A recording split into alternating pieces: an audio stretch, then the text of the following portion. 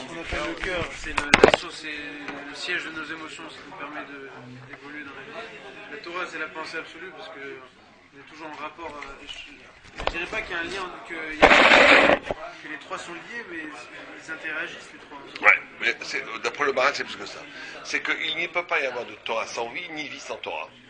Et nous, on a beaucoup de mal. Justement, ce que veut casser d'emblée le Maharal, c'est qu'il y a une façon, on va dire, naturelle de penser l'esprit comme détaché de la vie. La vie a une logique, l'esprit ne fait que capter cette logique, et mon émotion, c'est quelque chose de singulier qui a aucun rapport avec le monde. Alors que ces trois choses-là sont profondément liées par le fait que dans la vie elle-même, il y a ce qu'on appelle le Sechel Bechol Davar, l'intelligence dans chaque chose. Il y a dans chaque chose une logique divine qui fait que la chose est portée par une Chokhma, et que la Chokhma que je comprends dans le monde, c'est pas juste une façon de moi, à moi singulière, de réorganiser le monde, c'est que je capte la Chokhma divine qu'il y a dans chaque chose. Et qu'une Torah qui ne serait pas... alors, en quoi est-ce que la vie, quand on dit, vous savez que c'est un concept maharalien qui revient toujours, c'est rendre la Torah vivante. Et rendre la vie Torah. Le Maharal, très souvent, il dit que quand on a traversé la mer Rouge, l'eau, qui est le symbole de la vie, le symbole de la matière, le symbole de tout ce qui... de l'existence, on va dire. L'existence, ça veut dire que je deviens à partir de l'expérience. Est devenue... L'eau, elle s'est figée, elle est devenue une tsoura. Ce qu'il appelle lui la tsoura, c'est la forme. Il a dit, on est devenu juif à ce moment-là, quand ce qui est considéré comme une matière, c'est que ça c'est une thématique chez le Maharal qui revient tout le temps. Chomer et tsoura. Chomer, ça veut dire la matière. Tsoura, ça veut dire la forme. Chomer qui veut dire la matière, c'est quoi Chomer qui veut dire la matière? Si je vous demandais qu'est-ce que c'est de vivre matériellement, qu'est-ce que vous me diriez? Le tzaddik qui mange, il ne vit pas matériellement. Ça serait quoi la définition de vivre matériellement? Non, un tzaddik quand il mange, sa nourriture est un acte spirituel. Un tzaddik quand il mange, le ta'anoug, le plaisir qu'il a dans la nourriture, c'est un lien qu'il a avec Dieu. Aussi, il est lié à Dieu. Un enfant quand il boit le lait de sa mère, il est en fusion totale avec sa mère. Un tzaddik quand il mange, par l'expérience même du plaisir de manger, et le fait qu'il reçoit la vie, cette conscience qu'il reçoit la vie, noue de façon décisive avec Dieu. Donc le tzaddik, quand il mange, c'est un acte peut-être plus spirituel. Et les rabbis chassidiques, ils font des tiches. Non, et c'est aller au concept. Si vous voulez comprendre le Maharal, il faut aller au concept. Il faut aller à l'idée, pas des cas. Qu'est-ce que ça veut dire vivre matériellement au concept, en idée? L'essence, quoi, l'essence? Faire marcher ses sens, actionner ses sens. Le sensoriel. Créer quelque chose plutôt. De façon matérielle. C'est quoi un être matérialiste par rapport à un être spirituel? Quelqu'un a une idée? Son but, c'est le matériel. C'est pas un Si on va à l'idée pure, le Maharal il dit deux idées qui sont les mêmes en vérité, mais remarquables, deux façons de voir les choses de façon extraordinaire. Il n'y a rien de caché, quoi. Le qui est matériel, c'est qu'il n'y a rien de caché. Tout ce qu'il voit, c'est ce qu'il y a. Ouais. Mais lui, il explique comme ça. Il dit, quelqu'un qui vit une vie matérielle, c'est quelqu'un dont le sens de la vie vient après coup. Ça veut dire que il vit une expérience et après il la commente. Il vit une autre expérience, il en donne un commentaire. C'est qu'il n'y a pas de sens à sa vie avant l'expérience. Ce qui est avant tout, c'est la matière. Prenez par exemple une forme, une pâte à modeler. Elle est vide, une pâte à modeler, elle n'a pas de forme. Mais elle existe avant tout, comme pâte à modeler. Vous allez lui prendre ou de l'eau, prenez de l'eau, c'est encore plus simple. De l'eau, elle n'a pas de forme. Vous allez la mettre dans un verre, elle va prendre la forme du verre. Vous la mettez dans une bouteille, la forme d'une bouteille, une flaque, la forme d'une... etc., etc. C'est-à-dire que la matière est avant la forme. C'est-à-dire que la forme va être seconde par rapport à la matière. Vivre de façon matérielle, c'est vivre où, en vérité, ce qui va me donner les idées, ce qui va me donner des croyances, ce qui va me donner tout ça, c'est parce que je suis un résultat d'une expérience. Non, ça veut dire que je suis un passif, c'est du passif. Pourquoi je crois ce que je crois? C'est pour ça que je vous dis, pour le Maharal, on peut être très religieux, mais d'être complètement matériel. Pourquoi? Parce que tout ce que je pense et tout ce que je crois, je n'ai été que passif, je l'ai reçu de mes parents et j'ai accepté. J'ai rien fait. Je suis le résultat d'une expérience. Je suis, quand la pâte à modeler est le résultat d'une marque qu'on lui a donnée. Être matériel, c'est vivre une vie où à un moment donné, je n'ai pas rejoint ce qu'il appelle la Tzura Muvdelet, la forme pure, détachée, qui est en soi la vérité, qui ne dépend pas d'une expérience. Vous comprenez? Et l'expérience va être, au contraire, simplement un prétexte pour vivre la forme. Il y a un Beth Halevi qui illustre ça de façon extraordinaire. Le Beth Halevi, il pose la question, vous savez que quand dans Pessah, le rachat, qu'est-ce qu'il dit? C'est la question de rachat, Mazot Lachem. C'est quoi ça pour vous? Qu'est-ce qu'on lui répond? Non, après, Béavourze, c'est pour cela que Dieu nous a sortis d'Égypte. Ouais, mais à part ça qu'on lui casse les dents, ouais. On dit Béavourze. Quel est c'est un dialogue de sourds, là? Lui, il dit Mazot Lachem. C'est quoi ça? Nous lui répondons, c'est pour cela que Dieu nous a sortis d'Égypte. Quel rapport entre l'un et l'autre? Quel rapport? Et on dirait qu'il n'y a pas de rapport. Et le Beth Halevi directement. C'est quoi le. Tu dis pas, c'est pour ça que Dieu nous a sortis d'Égypte. Si, c'est pour ça que Dieu nous a sortis d'Égypte. Prends la Gada, tu verras. C'est sa question. Ouais. C'est quoi? Pourquoi on dit c'est pour ça que Dieu nous a sortis d'Égypte? On n'aurait pas dû dire. C'est pour ça, c'est pour accomplir ce rite. Oh, et alors vous voulez dire ce que dit le Beth Halevi? Comment approfondissez ce que vous dites? Il dit comme ça, le Beth Halevi. Il dit le rachat, comme tout le monde d'ailleurs, on pense tous naturellement comme ça. Exactement. Le rachat, lui, il pense que pourquoi est-ce qu'on fait de la sortie d'Égypte? On fait ça. Parce qu'on est sorti d'Égypte il y a 3000 ans. Donc c'est une raison historique qui fait que maintenant il y a un acte spirituel qui s'appelle le Seder. C'est-à-dire que la spiritualité est la conséquence de l'histoire. Si tu penses comme ça, tu dis, à quoi? Bon, ça va, on peut faire autre chose depuis. On ne va pas continuer à faire pendant 3000 ans, célébrer un truc, ça va. Depuis, il y a eu d'autres choses. On n'a qu'à fêter la création de l'État d'Israël, je ne sais pas quoi. Pourquoi est-ce qu'on est obligé de fêter pendant 3500 ans un événement qui a eu lieu? Ça suffit. Qu'est-ce qu'il lui répond? La Gada, elle lui dit, toi tu crois qu'on fait Pessah parce qu'on est sorti d'Égypte? C'est exactement le contraire. Pessah comme sourate spirituelle, ça existe avant la création du monde. Le Seder. Abraham Avinu, déjà, il mangeait les galettes. C'est-à-dire qu'il était déjà dans une dimension d'acte spirituel, de libération. Simplement, Dieu ne voulant pas qu'on soit un peuple de prêtres, un peuple dans les étoiles, ou je sais pas quoi, il a créé un événement historique pour que puisse s'inscrire cette vérité absolue et éternelle dans la réalité historique du monde. C'est exactement le contraire. Être matériel, c'est le rachat. C'est le rachat, lui, il croit que la spiritualité est le résultat d'une expérience. C'est ça être matériel. Le spirituel, il sait que c'est le contraire. Qu'il y a des formes spirituelles plus anciennes que le monde, plus fondamentales que toute expérience, et que l'expérience c'est juste un prétexte pour rendre réelle cette forme qui est absolument en elle, indépendante de l'expérience. Vous comprenez? Pas exactement.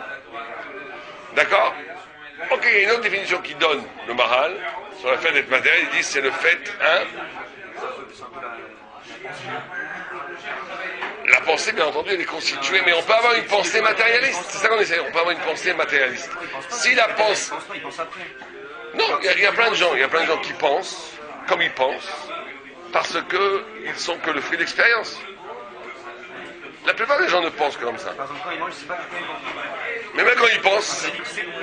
Ouais, mais même quelqu'un qui penserait, mais que cette pensée est explicable à partir d'un chef, il a des opinions, parce qu'il y a une grand-mère comme ça, un père comme ça, une mère comme ça, parce qu'il est juif, parce qu'il est goy, parce qu'il est ce que tu veux. C'est encore une conséquence d'une cause qui n'est pas de la pensée, donc c'est matériel. Même si tu penses. Être capable d'avoir une pensée purement spirituelle, c'est être capable d'arriver à une vérité qui ne dépend pas de l'expérience. C'est très dur et très rare. Ça demande un travail énorme. Ça, c'est être spirituel. Ça n'existe pas. Ça existe. On a une cause à... Non. Justement, c'est ça tout ce qui fait toute la force du juif. La force du juif, c'est qu'à un moment donné, il est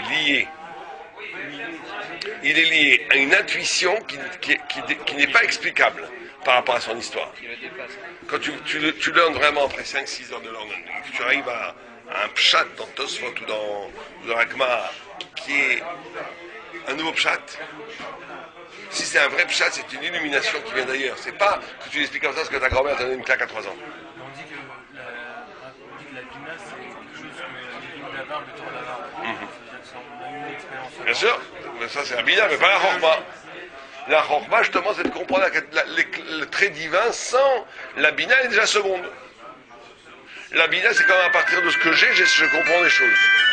Comment à partir de ce que j'ai, je comprends des choses. Là, ça c'est la Bina. Mais la Chorma, à l'origine, elle est complètement un éblouissement divin. Un éblouissement divin. Bon, il donne une autre. Est-ce que ça pourrait répondre peut-être ça à une question que je me suis toujours posée sur le rachat? Ouais. Le rachat, comment on peut l'accuser d'être un rachat? Harry, il est jeune, et tout ce qu'il pense, c'est son vécu, son éducation. D'ailleurs, comment on peut l'accuser? Comment on peut l'accuser de ne pas croire en la sortie d'Égypte? Mais il peut ne pas. C'est-à-dire, il n'a pas vécu la sortie d'Égypte. Qu'est-ce qui va me faire croire? Qu'est-ce qui va.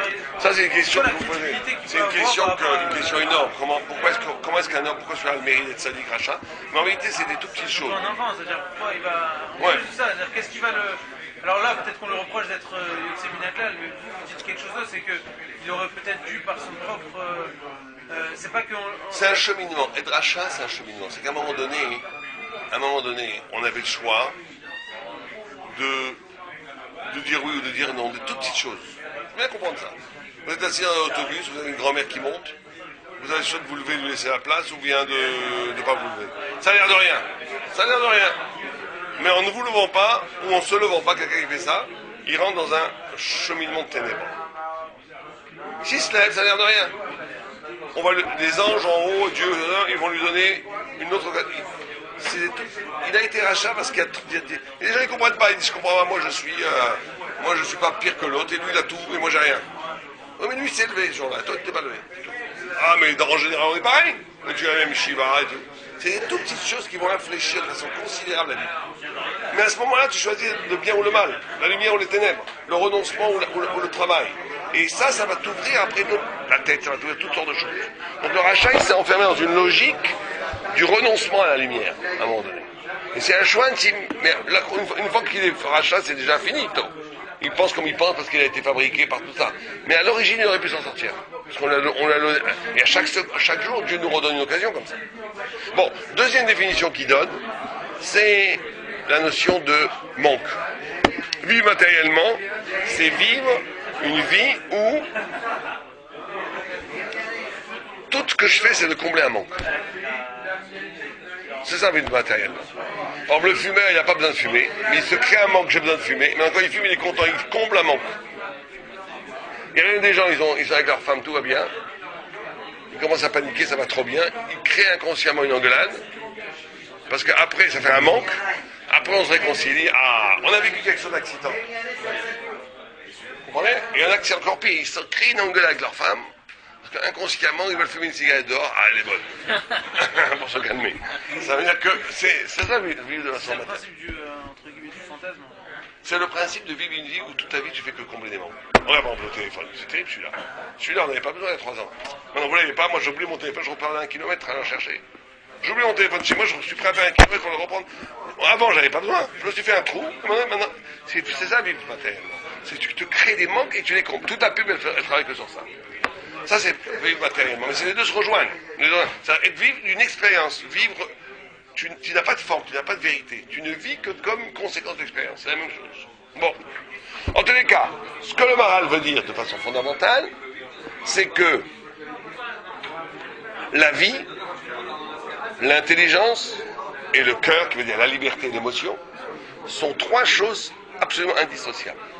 La Torah, ça ne peut pas être juste une réflexion, ça doit être quelque chose qui va magnifier la vie, et la vie doit innerver la pensée, les deux vont en même temps. Mais surtout parce que ce que je comprends, les formes que je comprends, ne sont pas juste des choses subjectives que l'homme il a, c'est des choses qui sont dans l'être. C'est le sérel que Dieu a mis en chaque chose. Et quand je comprends quelque chose, il y a une fusion entre moi et l'intelligence divine qui est dans les choses. Et c'est cette fusion-là qui fait que connaissance de Dad. Dad, Rashi dit Chibour, Rashi dit Roi HaKodesh. C'est la capacité Roi HaKodesh. Pourquoi Roi HaKodesh? Je ne suis pas un prophète quand je connais quelque chose. Si, parce que, comme disait Einstein, pour ne pas le nommer, il disait ce qu'il y a le plus extraordinaire dans le monde, c'est que le monde soit compréhensible. Et plein de gens se sont posés la question. C'est normal comment on est compréhensible. J'ai un cerveau, je comprends. Quel problème? Non, il avait compris, il n'était pas religieux, mais au moins il avait compris ça. Qu'il y a une adéquation entre nos sechel, notre système, et le sechel qu'il y a dans la matière, c'est un miracle incamo. Lui, il n'expliquait pas ce miracle, mais nous on sait pourquoi. Parce que c'est le même créateur qui a mis le sechel et le sechel dans les choses. Et donc quand tu comprends quelque chose, c'est même une compréhension scientifique. Quand tu, alors, Ben Kalvechomer Navdil, quand tu comprends la Torah, tu te mets en fusion avec l'intelligence qu'il y a dans les choses. Or, cette intelligence qu'il y a dans les choses est à l'origine de la vitalité des choses. C'est la vie. Il n'y a pas de vie purement physique. La vie elle-même de quelque chose, elle est nourrie par l'intelligence divine qu'il y a dans les choses. Donc quand tu comprends, à partir de ton sechel, le sechel qu'il y a dans les choses, d'accord? Tu as une union entre ces deux sechel, tu es lié à la vie elle-même. C'est pour ça qu'une Torah, elle est une Torah vivante. C'est pour ça, comme ça que les grandes sadikim peuvent faire des miracles. C'est pas que mystique. C'est la mélodie, c'est un peu ça. Oui, tout à fait. Oui, c'est pour ça qu'il peut faire des miracles, parce que quand le tzaddik, le Talmid Chacham grand, il est capable de se nouer avec ce sechel, il est à l'origine même de la vie et de la réalité de la chose, et il peut quelquefois la modifier. Tu changes un peu à droite, tu changes un peu à gauche, tu changes, tu fais des miracles. Et ça, c'est lié au cœur, c'est lié à la liberté, c'est lié à l'émotion. Pourquoi c'est lié à l'émotion? On va dire que c'est sechel. Pourquoi ça devrait être lié à l'émotion et au cœur?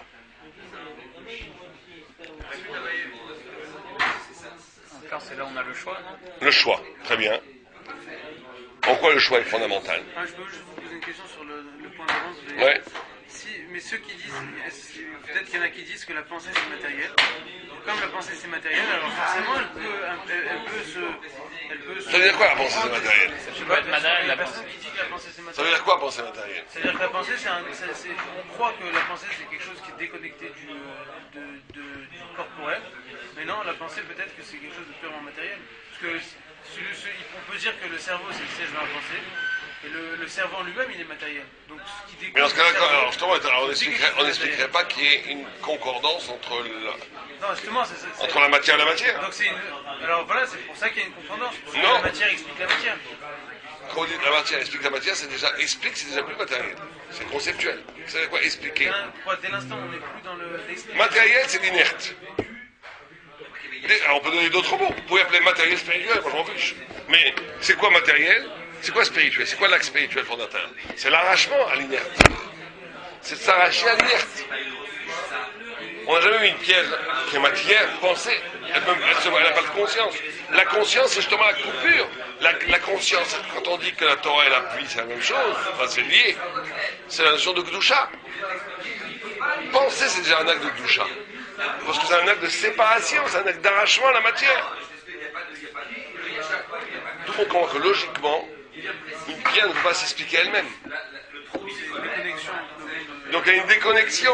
Cette déconnexion, c'est un événement métaphysique extraordinaire. Ce que disait un des scientifiques une fois, je pouvais mettre des milliards de dollars dans l'intelligence artificielle, ça ne marchera jamais. On vous le signe. Parce qu'ils avouent, ils savent très bien. Parce que tu vas reproduire de façon extraordinairement tu vas singer des réflexions. Tu n'arriveras jamais à une indépendance, à une conscience, à un sujet. Jamais, jamais, jamais. Jamais, impossible. Pourquoi? Parce que ça, c'est spirituel. Je commence pas derrière. Le matériel ne peut que décupler à l'infini. Alors tu vas créer, je suis sûr que dans 100 ans, on va créer des machines avec lesquelles tu pourras parler et tout, genre ils vont te simuler des émotions, je t'aime beaucoup, ils vont créer des choses, etc. Dans 100 ans, pour les Bao et Shiva, ils disent mais moi j'ai pas besoin d'un chino, je peux créer une femme super belle, super gentille, qui me correspond exactement. Il va y avoir des goïs qui vont vous faire une analyse psychologique et qui vont vous dire voilà, on vous fournit pour 20 000 euros le chidour idéal. Et il l'aura, et vous l'aurez, physiquement, mentalement, avec... Ouais, ça vous allez avoir le chinois, mais sublime. L'amour de l'amour, je la veux comme ça, blonde, je la veux avec des binottes comme ça, qui sache faire le couscous, mais qu'en même temps cultivée, intelligente et gentille et riche, on vous donnera tout ça. Et ça sera ça, les rabbinim devront combattre ça. Ah, de shalom, c'est plus les goyotes sera fini. Ça sera les machines, et on va réussir à faire ça. Mais ça sera du bidon total. Une illusion parfaite. Et ça sera interdit, parce que ça sera Zera les Matala. Ah oui, c'est Zera les Matala. Mais ça ne sera pas un Goya, ça sera Zera les Matala, ça sera un Lotitraten Bam, ça sera Zera les Matala. Donc ça, ils vont faire ça un jour, c'est sûr. Mais on expliquera à ce moment-là aux Bachorim, aux jeunes juifs, on leur dira Chaz Shalom, c'est un démon, c'est rien, c'est du vent, tu vis dans le vent. Ah oui, mais moi je vois pas que c'est du vent, je vois que c'est parfait. Au contraire, elle est mieux que la vraie. Ah oui, c'est vrai, elle est mieux que la vraie. Mais ça sera une horreur. Parce qu'on ne peut pas créer un sujet. Il n'y a que Dieu qui peut créer de Tselem Elohim. C'est cette Tselem Elohim qui se fait tuer. Il ne pourra pas tomber amoureux de... Pourquoi pas? Ils sont très amoureux. Les gens qui tombent amoureux de leur chien. Alors, On ne peut pas être amoureux de la matière, on peut être amoureux que du... D'accord, mais ça c'est ce que nous on dira. Mais le gars dans la vie, il va pas le vivre comme ça. Il va le vivre très bien, lui. Vous avez raison. Mais moi, quand je me marie avec une vraie juive, j'ai que des problèmes. Et elle me fait que du bien. Qu'est-ce que tu me veux? Non, ils inventeront manger, ils vont tout inventer. Ils vont tout inventer. Bon, mais en tous les cas, ça sera une brisure de la vérité absolue. C'est justement l'illusion qui sera démontrée. J'espère que ma chère viendra avant, mais sinon on va vers ça, c'est sûr. D'accord? En tous les cas. Donc, on a dit pourquoi, quel rapport entre le cœur, qui est le choix, et le fait de faire le lien entre la vie et la vérité. Quel rapport? Le cœur, c'est ce qui donne le choix entre la matière et la pensée. Alors. Et la spiritualité. Allez-y, monsieur. Ne soyez pas besoin de vous planter. Il faut les défendre. Il y a toujours un lien entre la conscience et la liberté. C'est marrant, vous êtes comme mon père Emmanuel que vous lui ressemblez. Vous lui ressemblez quand vous étiez jeune. Il n'a pas changé maintenant. Il n'a pas beaucoup changé, lui. C'est le docteur. Comment? Bien sûr, bien sûr. Il y a un lien entre la conscience et la liberté. Parce que la conscience, c'est ce qui permet de mettre en route la liberté. Si on n'est pas conscient de ce qu'on vit, on peut pas faire un choix conscient. Il y a des choses. Bon, c'est bien ce qu'on vient de dire. Un ordinateur n'a pas de choix. Donc il ne fait que répéter le savoir. Alors que si tu as un choix, tu as un sujet, ta vérité, elle a un sens. C'est vrai. Mais en vérité, c'est vrai ce qu'on dit. Mais d'un autre côté, c'est aussi parce que le choix, c'est la seule façon de se connecter à quelque chose. C'est ça le principe actif. On a dit matière, c'est d'être passif. Forme, c'est d'être... Quand tu choisis quelque chose, tu t'impliques, tu rentres, la chose devient toi parce que tu l'as choisi. Ouais. Sans le choix, tu n'arrives à rien. Et on est obligé d'avoir ce choix-là pour construire un rapport de vérité. Bon, je suis désolé, je dois arrêter là parce que je dois aller à 1h30 quelque part. À quelle heure on fait d'habitude? 1h moins 20, on va dire? Essayez de venir à midi et demi qu'on fasse 3 quarts d'heure. Nous, on finit pile à midi et demi, alors le temps qu'on marche, ça prend 5 minutes. 35, ça serait bien parce que moi je dois finir à 1h15. Ok, super. Donc ça fait 35 et quart, ça nous fait 40 minutes, c'est bien. Hein, on fait ça. Même une demi-heure, c'est bien. Ouais, mais une grosse demi-heure. Bon, là par contre, il n'y aura pas de temps, on va tomber là. On va au ski, vous êtes invités si vous voulez.